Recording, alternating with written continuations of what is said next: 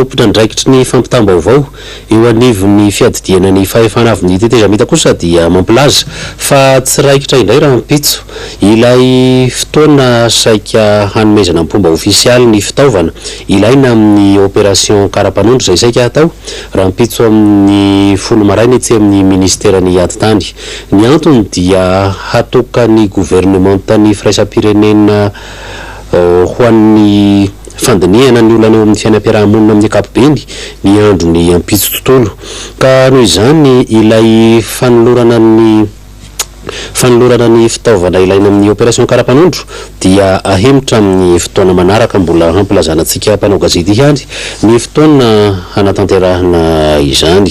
fa mbola eo amin'ny lafiny politika dia manambara kosa le matoa Fédison Rakoto Andrianirina fa handray fepetra izy raha tsy mamoaka fanapahan-kevitra amin'ny herinandro avy izao ny SADC mbola anjaka saira Ndrenarso sy André Rajaonarivao mitondra zay vaovao zay.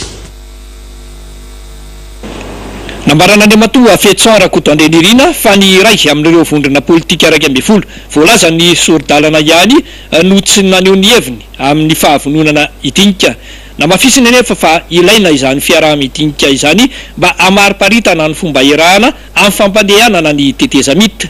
Andriamatoa Fédison Rakoto Andrianirina izay nanamafy fa tsy hiditra velively ao anatin'ny rafi-pitantanana mandritra izao tetezamita izao.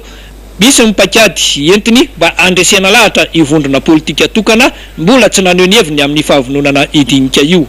Raya ao anatin'ny 12 izy zany hoe efa karazany manala teny izy raha sanatry ka tsy toavy amin'ilay fifampidininy. Ny faharoa dia eo ny vahoaka malagasy afantatra tsara hoe iza marina ilay vondrona politika izay tsy mikatsaka ny amin'ny famahanana zao crise politika izao fa manana ny katsikatsi politika ny manokana ary te hapanaiky any vahoaka malagasy ny heviny manokana kanefa fantatra tsara fa ireo vondrona politika 12 ireo matona tsona tany Gaborone dia ireo zany no mamaly lay etaetany amin'ny hoe andraisan'ny rehetra anjara amin'izao rafitra ny tetezamita izao sy ny famahanana ny crise politika eto Madagasikara. Anatona ny panelanelana malagasy toa azy Andriamatoa Fédison Rakoto Andrianirina mba isian'ny famondrona kery avy amin'izy ireo ary andray andraikitra amin'ny famahana ny crise izy ireo amin'ny herinandro avy zao raha toka tsy misy ny